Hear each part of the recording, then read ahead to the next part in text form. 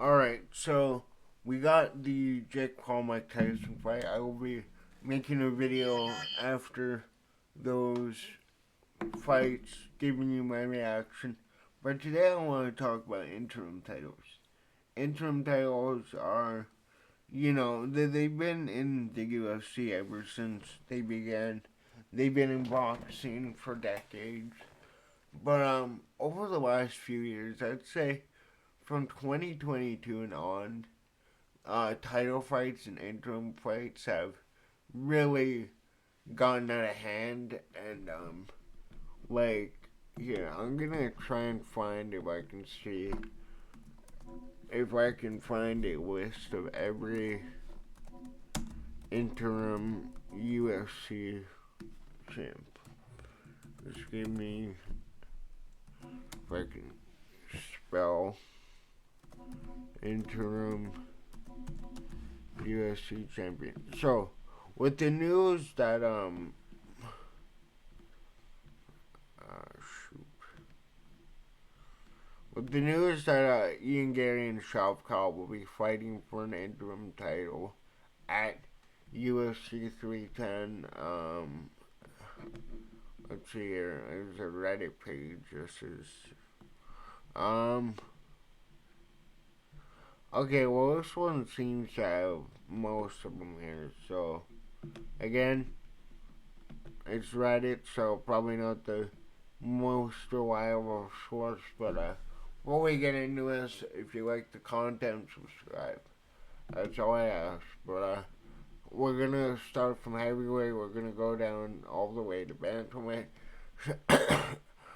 So the first heavyweight interim fight was Arlovsky beating Tim Sylvia when Frank Mir was out with his motorcycle in motorcycle accident. Arlovsky then was promoted to full champion when Mir was stripped due to inactivity, and then Big Nog beat Tim Sylvia to win an interim title. Couture was healthy and was trying to quit the UFC at the time. Kind of like, well, a bit like the Francis situation. Francis really didn't want to leave though.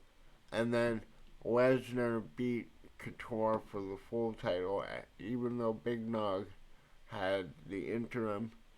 Big Nog defended against Frank Mir and lost, and then Lesnar unified that title in his second fight against Frank Mir.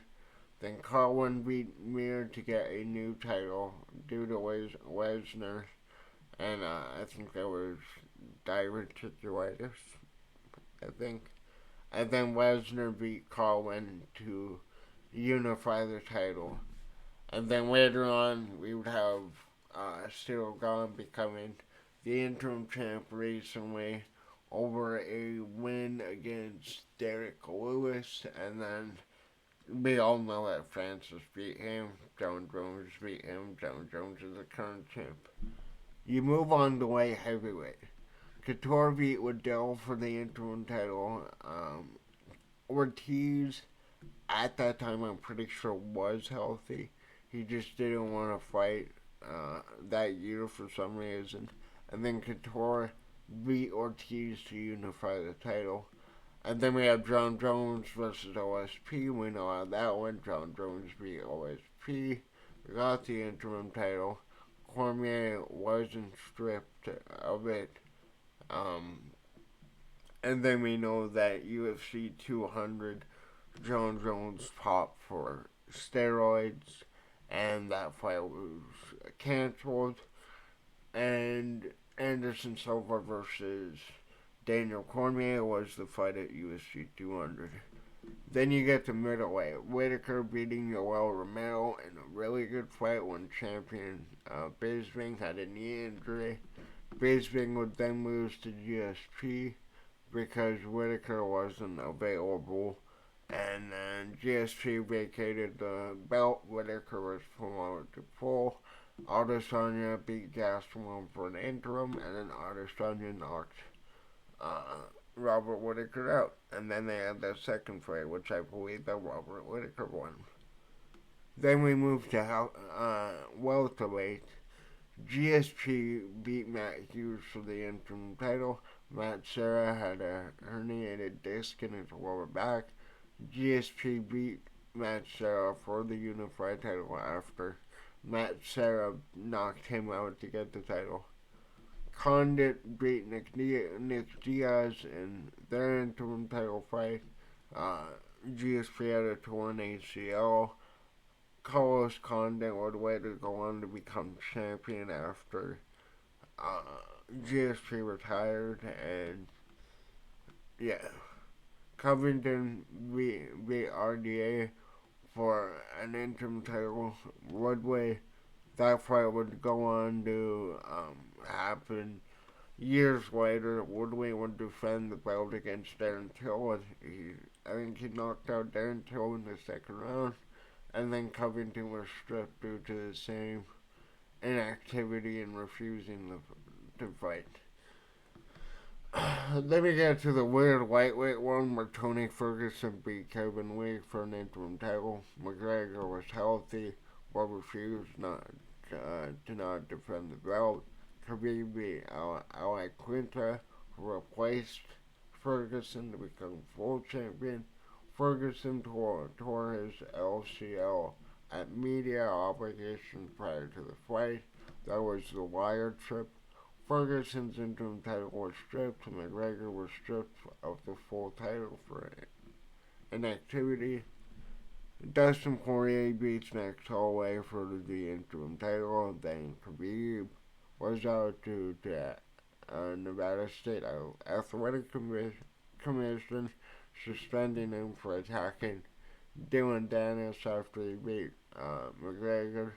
That was the big brawl after the fight. McGregor beating Chad Mendes, that's probably the most infamous title fight. Then he knocked out Aldo in 13 seconds. Aldo beat Frankie Edgar for the interim title. Champion McGregor was healthy, but refused to defend the belt, which promoted Aldo to full champion, and McGregor was stripped. Holloway beat Anthony Pettis for the interim title. The champion Aldo was healthy and available. This only became an interim title fight because the main event fell through at the last minute, and this was promoted to the main event. Holloway then unified the title against Aldo, knocking him out in the third round. Then bantamweight Renan Barrero beat Uriah Faber for the interim title. Dominic Cruz is out with a torn ACL. Barrero defended the interim title twice, while Cruz had multiple surgeries on his knee. That's another one too. If Dominic Cruz didn't have his injuries, his title run would have been unreal. I think Dominic Cruz has the best footwork in the game. And then Barrel promoted to full champion because Cruz was stripped for inactivity. And then flyweight, featherweight, bantamweight, women's flyweight, women's strawweight, all these other classes haven't had a interim belt. But now, since we're gonna go and have a potential interim title fight against Shavkat Rahmonov and Ian Gary, it's interesting. It obviously depends when Bilal will be back. Bilal won the title. That was at UFC 304. When was that? That was around spring, summer, I think. Yeah, no, summer, because international fight. It was after international fight week. But, the UFC, I would say the Ciryl Gane fight was the biggest example where Ciryl Gane won the interim title against Derek Lewis, I'm pretty sure. But, I have a few issues with the interim title. One, I feel like it's overused, and two, I don't think fighters use it enough to their benefit. Fighters, when they get a hold of the interim title, you're getting a piece of the pay-per-view. You are, like, as far as every champion perk, you get the exact same perks.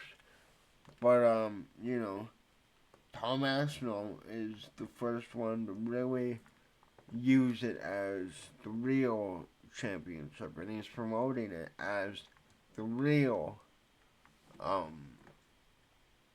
heavyweight title. But now that you're gonna throw in a welterweight interim against Gary and Shavkat, I don't know what to think about it. Like I said, it depends when Bilal will be healthy. But if Bilal will just be back, in February, March, or probably not March because March is Ramadan, but maybe late spring or whatever, late spring, late winter, whatever you want to say. Maybe he comes back then. But again, I don't know. I'm getting tired of these interim titles. Like, most of these interim title fights don't happen. Like, Aspinall is probably the biggest one. But, yeah. I just wanted to make this video kind of going through... Well, actually, wait.